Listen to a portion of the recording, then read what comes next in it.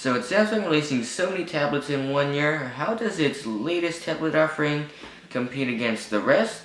Let's find out. This is the Galaxy Tab S 10.5 review. So stay tuned. Let's get to it. So before we begin this review, I'd like to say if you enjoyed it, please consider giving it a thumbs up. It'll help me out a lot. And you know what will make my day? Subscribe down below. If you think the Galaxy Tab S looks a lot like something else, well, you're right. But thankfully, Samsung has had many trials in the tablet market this year, releasing tons of tablets and devices. But could the Tab S be the best Samsung tablet for 2014? Let's find out. Now, if you look at the Tab S in front, you'll see that it sort of resembles the Galaxy S5, with the buttons for the recent apps, the home button, and the back button. Now, something that's a love or hate relationship with this tablet is the sides. As you see, there is a gold hue, and I don't really mind it, but I wish they stuck with the silver siding. Another thing that is pretty noticeable is the size. At 6.6 millimeters, this is the second most thinnest Android tablet there is, the Sony Tablet Z2 being the first. So now let's go around the side and see what ports you got. Now if we look at the top of the device, you'll see the power button, the volume rocker, and the IR blaster for controlling your TV. Now on the right, you've got one of your two speakers, a micro SD card slot, which can expand up to 128 gigs, and your micro USB charging slot. Now the only thing on the bottom is one of your microphones. And on your left, you've got your 3.5 millimeter headphone jack and your second speaker, making it a surround sound experience. And finally, on the back, you've got your 8 megapixel camera with an LED flash. And on the bottom, you've got your accessory slot for exclusive Samsung accessories like the book cover and the simple cover. And lastly, on the front, you've got your ambient light sensor and your 2.1 megapixel front-facing camera. Now, if you haven't already noticed, you'll see that the back resembles the perforated back of the Galaxy S5. And I don't have any problem with the bronze titanium version of it, but I'm pretty sure the white model uses a different color. Now, one of the things that people don't like about it are the dots here for the Samsung accessories, and I don't really mind them being there because it doesn't really distract me or anything, so I'm fine with them being there. Now, when gripping the Tab S 10.5, with the thinness and the thin bezels, it's a bit easy to just put like your thumb or something onto the display. So I wish that they put a bit of a bigger bezel here. Again, it's not a phone that you'd use with one hand. So yeah. Now I wouldn't have minded if they've taken these buttons on screen and just increased the screen size by a bit, because if you're holding it in landscape, you can easily accidentally press either of these three buttons. Now with this iteration of the tablet, Samsung has really gotten it down with the weight, the thinness. I mean, it's just better than the previous Tab Pro and Tab 4 products that they've released. Now the Galaxy Tab S has a 10.5 inch 2560 by 1600 Super AMOLED display, and that really is what is so cool about this tablet. And this also has roughly a PPI of 288. Now, even though we've seen other high-resolution 10-inch tablets, this is one of the most high-quality tablets there are, because again, it uses a Super AMOLED display, and not really any tablets have used it in the 10-inch range. And yes, when it comes to Samsung AMOLED displays, you're gonna expect lots of saturation and contrast. Now, watching lots of media like on Netflix or on YouTube, it is amazing with this display. The colors are amazing, they pop out, and the size of the tablet makes media viewing experience awesome. Now, rating the show is again the 10.5 inch 2560 by 1600 display. This also has the Samsung octa-core 5420 processor, which comprises of one 1.9 gigahertz Cortex A15 and a 1.3 gigahertz Cortex A7. And the size on this is actually really good at 465 grams or 1.03 pounds. Now this also comes with 3 gigs of RAM and the Manly T628. Now while multitasking, it blasts through the apps no problem at all, as you see what I'm doing right now. Or you could go the other route of going with the multi-window mode. So if you want to do some true multitasking like opening up Chrome or another app, well, there you go. Not most tablets do have this feature, and Samsung does it the best. Now as you see in the settings, you'll see that boom, there's the finger scanner. And as you see, Samsung didn't hold back on any features brought over from the S5. So the fingerprint scanner works the same way. Scan your figure 8 times and there you go, and it actually is pretty accurate. And this tablet of course has all the standard features like Wi-Fi, Bluetooth, GPS, all those things. And for you TV watching lovers that don't want to reach for the remote all the time, and the dual speakers aren't too bad, but they don't have the best sound in the world. But it's good for media consumption, and at least they did not put it in the back. And I'd rather them put them in the front and have a bit of a bigger bezel, but the side facing speakers are alright, I guess. So now let's head over to battery life. Now battery life on this is actually pretty good. This uses a 7900 milliamp battery. Now I've used this ever since August 6th, and I easily got a day's worth of use plus a bit of the next day. So this means going on the internet, going on YouTube, watching some YouTube videos, playing some graphic intensive games sometimes, and yeah. I easily got a day's and a bit more worth of use out of this. So battery life, thumbs up. So now let's head over to the camera section. So the camera interface, it looks a lot like the Galaxy S5 with buttons here, buttons here. Let's see what they do. So starting from the right, you'll see the button here to start video recording. Tap to take a picture, your modes. So there are your modes. You've got your usual auto, beauty face, shoot and more, panorama, Richstone HDR, you got dual shot, and you've also got things like more modes and download more modes from the Samsung App Store, I believe. And over here on the left are all your settings. So you've got lots of options. So you can decide what megapixel you got. So by standard, it has 6 megapixels for the 16:9 aspect ratio. But you can bump it up to 8 megapixels if you want.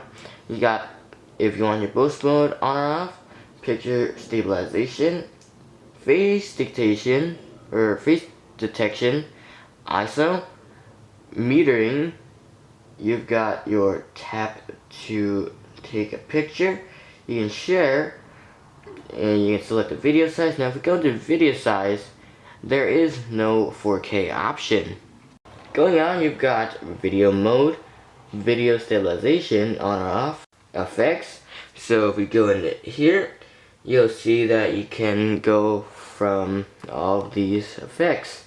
Next, you got your flash control on or off, your timer, your video mode, location tags, storage, location because this has a microSD card slot. Next, you've got your time to review your pictures or video. So off, it'll just not show you anything. If you set it to any of the intervals, well, it will take 2, 4, 6 seconds, and it'll stay there until that time is out. So if you take a picture and you set the timer on for that, it'll stay on for that duration of time, and then it'll go back to the viewfinder. Next, you've got your remote viewfinder, white balance control, exposure value control, your grid lines on or off, what the volume key does, and the voice commands. And lastly, you've got your help and reset to default settings. So now let's talk about picture quality. Now, of course, the tablet camera isn't the best camera in the world. Now, if we look at these camera samples, you can easily see that, and compared to its Galaxy S5 camera, it's not as good. It's really just decent. Now, if we look at the outdoor picture, it's actually pretty good. Colors are crisp, colors are really detailed, but again, it's not the best thing in the world. It's not as good as a phone camera. Next, if we look at the indoor picture, again, it's decent. There's a bit of noise, and if we look at the low light picture, it's just terrible. Noise everywhere, and let's not get to that. But the verdict is that the 8 megapixel camera is one of the best cameras in the Android tablet industry. So finally, let's head over to the software side. Now, if we unlock this tablet, you'll see that it is running the latest version of Android 4.4.2 KitKat. Now, the latest version is 4.4.4, but it is running the latest operating system KitKat. And on top is the TouchWiz skin, which I'm not fond of, but it's alright, I guess. So let's go in depth on the software end. Now, the home screens are pretty simple apps and widgets. Now, if we press and hold, you'll see the selection for wallpapers or widgets. Now, if we go here, you can access more screens. So this can go up to 5 home screens.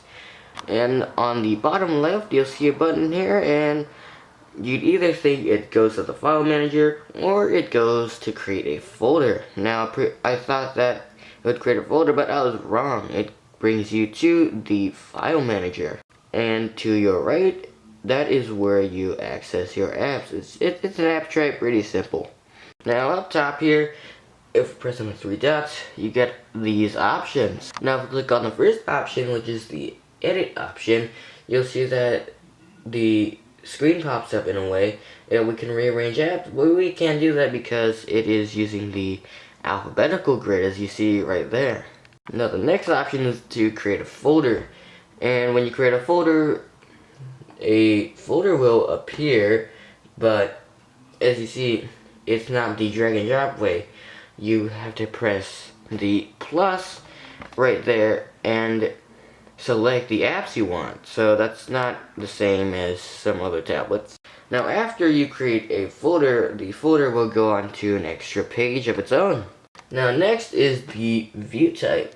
So as you see, we use the alphabetical grid, but if you want to go customize your apps like where they are, you select that one. Now, next is the downloaded applications tab, and that just shows you what applications are downloaded. Next, you've got the option to uninstall or disable apps. After that, you've got hide applications, show disabled apps, which I have done some, and show the hidden applications, Galaxy Essentials, which brings you to Galaxy apps, and the help tab, which brings you to the help app. Now, if we swipe over to the left, you'll see another home screen or another few home screens. So this is Samsung's Magazine UX, which comprises of grid full of widgets. So if we tap and hold on anything, this should pop up, and we should tap on widgets, and as you see, an array of widgets come up. So for things like art and culture, business, food and living, music, news and technology, travel, all those things. Now we swipe over to the right, we get the social media things like YouTube, Twitter, Google, Tumblr, all that stuff. And one last one, we get the widgets like the calendar one, email, gallery. They do look pretty good. So if we hop over here, as you see, they do look good, but it doesn't serve as an all-day launcher / home screen use. I'd rather use the standard home screens with apps and widgets. I can't find myself using this every day. Now if you look closely, there is something there called SideSync. Now I've already opened it up, and as you see, I've got it installed on my phone, and all you need to do to install it is go on the Google Play Store. Now this does work with the Galaxy Note 3, And if we open it up, same thing will pop up. And if we scan for the devices, and you'll see my device is right there. And my phone will automatically turn off, as you see. And I can now control my phone. Now it's not limited access. This actually controls your phone via Wi-Fi direct. So as you see, you can control the phone, and it depends on your Wi-Fi network. As you see, it froze there, and this does deliver everything. So notification, phone calls, all sorts of stuff. Now it is a bit buggy, but as you see, you can get it to work, and it's not really working right now. But overall, it's decent, but as you see, it sort of works. But this is good for those people that don't want to get out of the couch or go get their smartphone. Also, as you see, even though my phone is off, if we press the power button, it will turn back on, as you see. And finally, let's hop into the settings. Now, unfortunately, Samsung never listened to us about the settings menu. And the settings menu is still confusing with the tabs here and the panes. So let's go through the settings app. So the first one there is Wi-Fi, second is Bluetooth, and those are toggles. After that is your airplane mode, data usage, GPS, more, and more just is the VPN setting. Next, you've got nearby devices, printing, and screen mirroring via Miracast. Now, next tab is the device tab. So you can control everything from your settings. So right there, you can control your sound modes, turn off the sounds, so touch sounds, unlock sounds, all those things. Next, you've got your display mode, so you can control your font, brightness, screen rotation on and off. Now, before that, there was air gesture, air view, which I did sort of like. That's all gone now. You're stuck with Smart Stick. And after that, you've got your screen timeout, screen mode, reading mode, adjust the screen time. And after that, you've got your advanced options like daydream mode, your key light duration, and your increased touch sensitivity, so you can use with gloves. Now in the lock screen section, you can control the screen lock. So this is really the way to lock your device. So if I try again, as you see, you can select with either swipe, pattern lock, fingerprint, pin, password, or none. And next you've got lock screen card, and if we tap on that, as you see, you can show multiple things. So you can show weather, today's schedule, today's birthdays, news, social, and email. Now in the clock widget options, you'll see the option to make the clock small, big, or normal size, and to show the date. After that, you've got the owner information, lock automatically after a certain amount of time, and lock instantly with the power button. Next, you've got an option for multi-window, and this option is so if you're opening up a picture, it'll open it up with the multi-window. So tap here, it'll open it up on the other side. Now the notification panel I did not get to, so let's get to that right now. So there's the notification panel. You've got toggles for things like Wi-Fi, location, sound, all that stuff. Down here you've got S-Finder, and S-Finder is like a Google search in a way. Quick Connect, you've got your screen brightness, your sound, and if we press right here, you get the rest of your toggles. Now if we swipe down here, as you see, you've got all these options for the drop down for your notifications. So if you don't want the brightness and volume toggle, there you go, it is gone. But we're gonna enable that. We've got recommended applications, so if you plug in something like a headphones or something, some recommended apps will pop up. And to set the quick setting button, now down here you can replace which icons / toggles that appear right here. So if you don't want to press there, you can select which ones go here. So if you say put this one here, it'll replace that one and put it down there. Now next is Toolbox, and Toolbox is this feature that is from the Galaxy S5. And if we enable it, a small circle will pop up right there. As you see, there are 3 dots, and if we press on it, the apps will appear and we can change them easily. So if we go on the edit icon right before that, we can replace, let's say, Chrome with the stock internet browser right here. And then we click save, and there you go. So the toolbox really does is a quick way to get to your apps without going back to your home screen. So let's say I'm in the web browser and I don't want to go back to my home screen. We can go to the camera. There you go. It's pretty simple, and it's also a cool feature. Next, you've got your motion settings. So mute / pause, you can do that. Palm swipe to take a screenshot. Next, you've got your accessibility settings, blocking mode, which is a do not disturb user, so there's multi-user support, private mode, and the finger scanner. Now if we go into the general tab, you'll find all our general settings. So your account settings, your cloud settings, backup and reset, language and input, date and time, accessories, the battery. So battery life is pretty good even though I just charged it, power saving, and I'll go over ultra power saving mode in a second. Next is storage, and this does come in 16 or 32 gig configuration, security, and about the tablet. And last but not least is your application tab. So your application manager, so you can uninstall apps from here. And down here are your settings shortcut to those applications. So yeah. Now as I said, I talked about the ultra power saving mode. Well, here's the ultra power saving mode. Now it is the same thing from the Galaxy S5. So if we tap on it like this, as you see, it'll tell us our battery percentage and our standby time. So press OK, and as you see, it'll turn into a grayscale, and there you go. This is a done tablet. You can't do much, and let's wait until this finishes. So this is a pretty ultra power saving mode because since this also uses a Super AMOLED display, it shuts off all the black pixels. So also the screen timeout is actually pretty fast. Now if we press add, you can't add much, which I don't understand why they put 9 application marks shortcuts. But yeah, and down here you've got your battery percentage and how many days it will last on standby.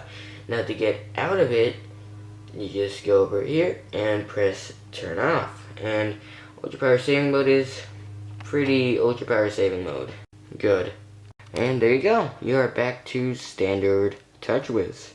And there you go. That is the software. Next, let's focus on benchmarks. Now I use 3 benchmark apps: Geekbench, Antutu, and Quadrant. Now for Geekbench, the scores are pretty good. For the single core test, I got a score of 916, and for the multi-core I got 2,718. So that is pretty above average. Next is Quadrant. Now as you see, you can't see it, so I'm going to make it closer. And the highest score I got was a score of 20,380. So that is pretty high for devices. And finally, the last one is Antutu.